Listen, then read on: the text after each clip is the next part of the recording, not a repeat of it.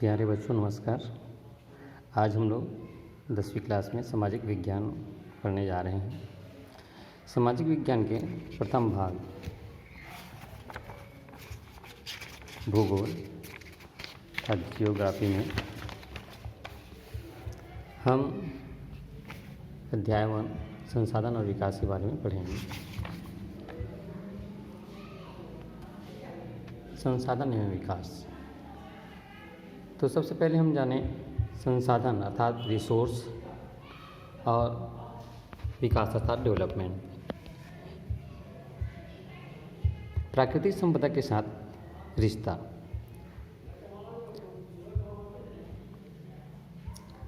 मनुष्य प्राकृतिक दुनिया का एक अभिन्न अंग है और अन्य जीवों की तरह प्रकृति द्वारा दी गई चीज़ों जैसे हवा, पानी, फल फूल तथा अन्य जीव आदि का उपयोग करता आया है। प्रकृति से हम सभी लोग निर्भर हैं और हमारे साथ साथ समस्त जीव जंतु भी निर्भर हैं।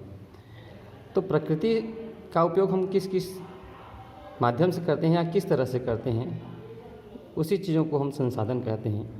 तो अब आती है प्रश्न, संसाधन क्या है? What is resource? प्राकृतिक चीज़ों का उपयोग करके अपनी पसंद की चीज़ों का निर्माण या उत्पादन करता है, अर्थात प्रकृति के जिन चीज़ों का हम उपयोग कर पाते हैं संसाधन कहलाते हैं। अब आप यहाँ पर देखेंगे पिक्चर में कि हम प्रकृति के किन किन चीज़ों का किस किस प्रकार से इस्तेमाल करते हैं। यहाँ आप देखिए पानी, ये प्राकृतिक संसाधन है। तेल, जंगल, चट्टान, खनिज, मिट्टी, जानवर। अब हम पानी का इस्तेमाल कैसे करते हैं? तो पानी का इस्तेमाल हम पीने के लिए करते हैं और दूसरा ऊर्जा के रूप में करते हैं। उसके बाद पानी के नीचे अर्थात समुद्र के तल के नीचे में ज्वलनशील तेल पाया जाता है, जिसे आप पेट्रोलियम अर्थात पेट्रोल डीजल के नाम से जानते हैं। इसका इस्तेमाल हम ऊर्जा के रूप में अर्थात ईंधन के रूप में करते हैं, जिसमें हम कार, गाड़ियाँ, हवाई जहाज़ इत्यादि का इस्तेमाल करते हैं। इसके बाद जंगल भी एक संसाधन है और जंगल पर हम लोग किस प्रकार से निर्भर हैं इसको देखें। जंगल से जो प्राप्त लकड़ियाँ होती हैं उसका हम इस्तेमाल करते हैं। जंगल से हम भोज्य पदार्थ के रूप में उसका इस्तेमाल करते हैं तथा दवा और लुगदी अर्थात वन्य जीवों का आवास, रबर, ऐसे जंगल के अनेक चीज़ें हैं जिसका हम लोग इस्तेमाल करते हैं। तो ये जंगल भी हमारे लिए संसाधन हुए। उसके बाद आते हैं चट्टान। चट्टान का उपयोग हम आवास निर्माण के रूप में करते हैं, सड़क निर्माण के रूप में करते हैं। तो चट्टानों का बहुत सारे इस्तेमाल हम सब लोग करते हैं, इस कारण से चट्टान भी हमारे लिए एक संसाधन है। इसी प्रकार से खनिज जो ज़मीन के नीचे पाया जाता है, उन चीज़ों को हम खनिज कहते हैं। इन चीज़ों को या इन अयस्कों को प्राप्त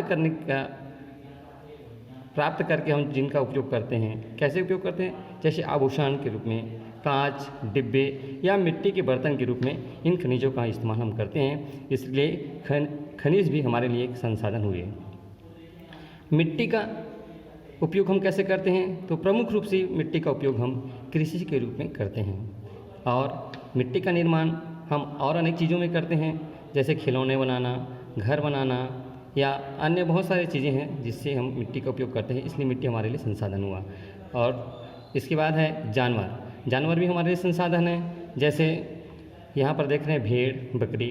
भेड़ से हमें ऊन प्राप्त होते हैं, भेड़ से हमको दूध प्राप्त होता है और भेड़ को कहीं कहीं पर लोग खाते भी हैं। इसी प्रकार से और पक्षियाँ हैं, उसका इस्तेमाल हम लोग अंडों का इस्तेमाल करते हैं और उसके मांस का भी इस्तेमाल करते हैं। इस कारण से जीव जो हैं वे हमारे लिए संसाधन है। इसको बोलते हैं हम लोग प्राकृतिक संसाधन, जो प्रकृति से हमको प्राप्त होता है और उसका हम लोग उपयोग करते हैं, इसलिए इसको हम लोग प्राकृतिक संसाधन कहते हैं और इसका उपयोग करते हैं, इसलिए हमारे लिए संसाधन हो गए। अब आते हैं संसाधन के प्रकार। संसाधन मुख्य रूप से 2 प्रकार के होते हैं। पहला है उत्पत्ति के आधार पर और दूसरा है समाप्यता के आधार पर। प्रकृति के आधार पर दो प्रकार के भाग बांट सकते हैं हम लोग, जैसे जैव संसाधन। जिन संसाधन हमारे लिए सजीव रूप में प्राप्त होते हैं वे संसाधन जैव संसाधन कहते हैं, जैसे पेड़ पौधे जीव जंतु इत्यादि, ये जैव संसाधन हैं जिसका इस्तेमाल हम समय समय पर करते हैं। दूसरा है अजैव संसाधन, अर्थात निर्जीव चीज़ों का उपयोग जब हम करते हैं तो इन चीज़ों को अजैव संसाधन कहते हैं, जैसे लोहा है, कोयला है या अयस्क हैं, पानी है, ये सब अजैव संसाधन के अंतर्गत आते हैं। दूसरा है समाप्यता के आधार पर, इसको हम दो भागों में बांट सकते हैं। पहला है नवीकरणीय संसाधन और दूसरा है अनवीकरणीय संसाधन। नवीकरणीय संसाधन वे संसाधन हैं जिसे हम एक बार उपयोग करने के पश्चात पुनः उसको इस्तेमाल कर सकते हैं, जैसे सौर ऊर्जा, पवन ऊर्जा, हवा, पानी, जंतु, वनस्पतियाँ। इसके इस्तेमाल करने के पश्चात हम इसका पुनः दोहन कर सकते हैं, पुनः इस्तेमाल कर सकते हैं। इस कारण से इसे नवीकरणीय संसाधन अर्थात इसे पुनः निर्माण किया जा सकता है या पुनः इसका उपयोग किया जा सकता है। दूसरा है अनवीकरणीय संसाधन, वे संसाधन जिसका इस्तेमाल एक बार कर लेने के पश्चात उसका दोबारा हम उपयोग नहीं कर सकते, अर्थात वो हमेशा के लिए ख़त्म हो जाते हैं। जैसे पेट्रोलियम है, कोयला है, पेट्रोल का इस्तेमाल हम गाड़ी में एक बार करते हैं, उसके पश्चात वह ऊर्जा के रूप में हमको गाड़ी चलाने में मदद करती है और उसके बाद वो ख़त्म हो जाती है। कोयला का इस्तेमाल हम लोग ईंधन के रूप में करते हैं, जैसे रेलगाड़ी चलाने में करते हैं या ऊर्जा उत्पादन करने में करते हैं, परंतु एक बार उपयोग होने के पश्चात वह राख बन जाती है और उसको दोबारा इस्तेमाल नहीं किया जा सकता है। तो ये हुए अनवीकरणीय संसाधन। अब आते हैं संसाधन किसका। यहाँ पर आप देखेंगे संसाधन किसका। संसाधन मुख्य रूप से किसका है, इसका हम चार भागों में डिवाइड कर सकते हैं। पहला है व्यक्तिगत संसाधन, दूसरा है सामुदायिक या सार्वजनिक संसाधन, तीसरा है राष्ट्रीय संसाधन और चौथा है अंतर्राष्ट्रीय संसाधन। व्यक्तिगत संसाधन क्या है? कुछ समाजों में, यहाँ देखिए आप, कुछ समाजों में संसाधन सामुदायिक नियंत्रण में न होकर कुछ व्यक्तियों के हाथ में रहता है, इसे हम व्यक्तिगत संसाधन कहते हैं। जैसे सामान्य रूप से उसका उदाहरण देखें, घर, कार और अनेक से ऐसे चीज़ें हैं जिसका हम व्यक्तिगत रूप से इसे इस्तेमाल करते हैं, इसका उपयोग दूसरा नहीं कर सकता हमारे अनुमति के बिना। दूसरा है सामुदायिक या सार्वजनिक संसाधन, वे संसाधन जिसका इस्तेमाल सभी लोग करते हैं, जैसे शमशान घाट, तालाब, बोरिंग का पानी जिसको हम लोग इस्तेमाल करते हैं सार्वजनिक रूप से, जैसे स्कूल, हॉस्पिटल, ऐसे ही। और यदि प्राकृतिक में सामुदायिक संसाधन देखें तो जल, जंगल, हवा, ये सब सामुदायिक संसाधन के अंतर्गत आते हैं।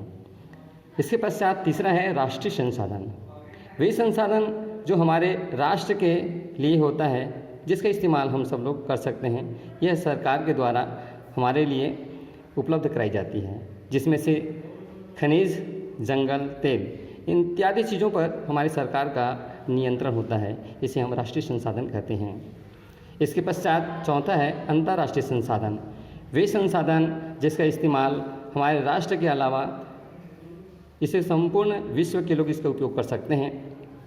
इसके लिए एक अंतर्राष्ट्रीय संस्था होती है जिसका इस्तेमाल और जिसका नियंत्रण वह करती है और यह समस्त विश्व के लिए होता है।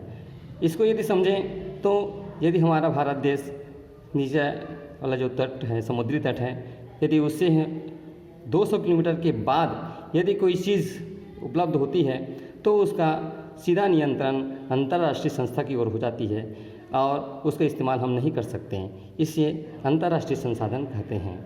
अब आते हैं विकास के आधार पर संसाधन। विकास के आधार पर संसाधनों को चार भागों में बांट सकते हैं। पहला है संभावी संसाधन, दूसरा है विकसित संसाधन, तीसरा है भंडार और चौथा है संचित कोष। आइए इसे समझें। संभावी संसाधन वे संसाधन हैं जिसका इस्तेमाल हम पूरी तरह से नहीं कर पाए हैं और इसका इस्तेमाल करने के लिए अभी हमको और भी प्रयोग करने होंगे और बहुत सारे काम हैं जिस पर हमको भी करने बाकी हैं। तो ये संभावना है इसमें कि इसका उपयोग और किया जा सकता है, जैसे कि सौर